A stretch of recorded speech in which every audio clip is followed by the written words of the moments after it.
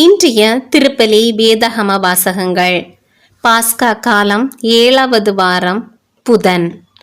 முதல் வாசகம் திருத்தூதர் பணிகள் நூலிலிருந்து வாசகம்.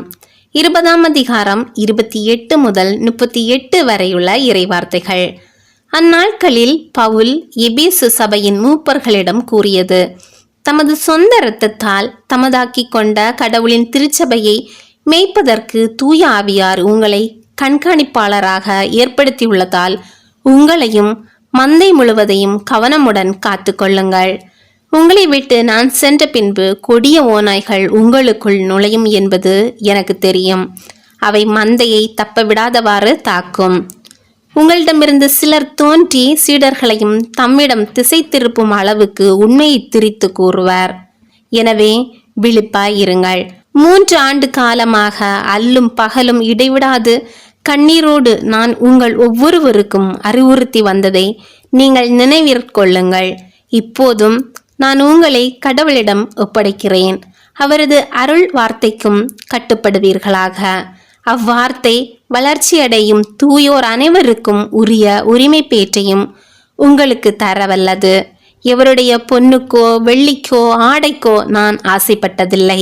எவனுடைய தேவைகளுக்காகவும் என்னோடு இருந்தவர்களுடைய தேவைகளுக்காகவும் இந்த என் கைகளே உழைத்தன என்பதை நீங்கள் அறிவீர்கள். இவ்வாறு பாடுபட்டு உழைத்து நலிவுற்றோருக்கு துணை நிற்க வேண்டும் என்று அனைத்திலும் உங்களுக்கு வழிகாட்டினேன். அதோடு பெற்றுக்கொள்வதை விட கொடுத்தலே பேருடைமை என்று ஆண்டவர் இயேசு கூறியதை நினைவு கூறுங்கள் என்றும் கூறினேன். இவற்றை சொன்ன பின் அவர் முழந்தாள் படியிட்டு அவர்கள் எல்லோரோடும் சேர்ந்து இறைவனிடம் வேண்டினார். பின் எல்லாரும் பவுலை கட்டி தழுவி முத்தமிட்டு கதறி அழுதனர். இனிமேல் நீங்கள் என் முகத்தை பார்க்க போவதில்லை என்று அவர் கூறியது அவர்களுக்கு மிகுந்த வேதனை அளித்தது. பிறகு அவர்கள் கப்பல் வரைக்கும் சென்று அவரை வழி அனுப்பி வைத்தனர். இது ஆண்டவர் வழங்கும் அருள்வாக்கு. இறைவா, உமக்கு நன்றி. பதிலுரை பாடல். பல்லவி. உலகில் உள்ள அரசர்களே, கடவுளை புகழ்ந்தேத்துங்கள்.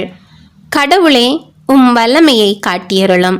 என் சார்பாக செயலாற்றிய கடவுளே, உம் வல்லமையை காட்டியருளும். எருசலேமில் உமது கோவில் உள்ளது. எனவே அங்கு அரசர் உமக்கு காணிக்கை கொணர்வர். பல்லவி. உலகில் உள்ள அரசர்களே, கடவுளை புகழ்ந்தேத்துங்கள். உலகில் உள்ள அரசர்களே, கடவுளை புகழ்ந்தேத்துங்கள். ஆண்டவரை போற்றி பாடுங்கள். வானங்களின் மேல், தொன்மை மிகு வானங்களின் மேல் ஏறி வரும் அவரை புகழுங்கள். இதோ அவர் தம் குரலில், தம் வலிமை மிகு குரலில் முழங்குகின்றார். கடவுளுக்கே ஆற்றலை உரித்தாக்குங்கள். பல்லவி. உலகில் உள்ள அரசர்களே, கடவுளை புகழ்ந்தேத்துங்கள். அவரது மாட்சி இஸ்ரேல் மேல் உள்ளது. அவரது வலிமை மேக மண்டலங்களில் உள்ளது. கடவுள் போற்றி போற்றி. பல்லவி. உலகில் உள்ள அரசர்களே, கடவுளை புகழ்ந்தேத்துங்கள். நற்செய்தி வாசகம். யோவான் எழுதிய நற்செய்தியிலிருந்து வாசகம். 17ஆம் அதிகாரம் 11 முதல் 19 வரை உள்ள இறைவார்த்தைகள். இயேசு வானத்தை அண்ணாந்து பார்த்து வேண்டியது: தூய தந்தையே, நாம் ஒன்றாயிருப்பது போல் அவர்களும் ஒன்றாயிருக்கும்படி நீர் எனக்கு அளித்த உம் பேரின் ஆற்றலால் அவர்களை காத்தருளும். நான் அவர்களோடு இருந்தபோது நீர் எனக்கு அளித்த உம் பேரின் ஆற்றலால் அவர்களை காத்து வந்தேன், நன்கு பாதுகாத்தேன். அவர்களுள் எவரும் அழிவுறவில்லை. மறைநூலில் எழுதியுள்ளது நிறைவேறும் வண்ணம் அழிவுக்குரியவன் மட்டுமே அழிவுற்றான். இப்போது உம்மிடம் வருகிறேன். என் மகிழ்ச்சி அவர்களுள் நிறைவாக இருக்கும்படி நான் உலகில் இருக்கும்போதே இதை சொல்கிறேன். உம் வார்த்தையை நான் அவர்களுக்கு அறிவித்தேன். நான் உலகை சார்ந்தவனாய் இல்லாதது போல் அவர்களும் உலகை சார்ந்தவர்கள் அல்ல. ஆதலால் உலகம் அவர்களை வெறுக்கிறது. அவர்களை உலகிலிருந்து எடுத்துவிட வேண்டுமென்று நான் வேண்டவில்லை. தீயோனிடமிருந்து அவர்களை காத்தருள வேண்டுமென்றே வேண்டுகிறேன். நான் உலகை சார்ந்தவனாய் இல்லாத போது அவர்களும் உலகை சார்ந்தவர்கள் அல்ல.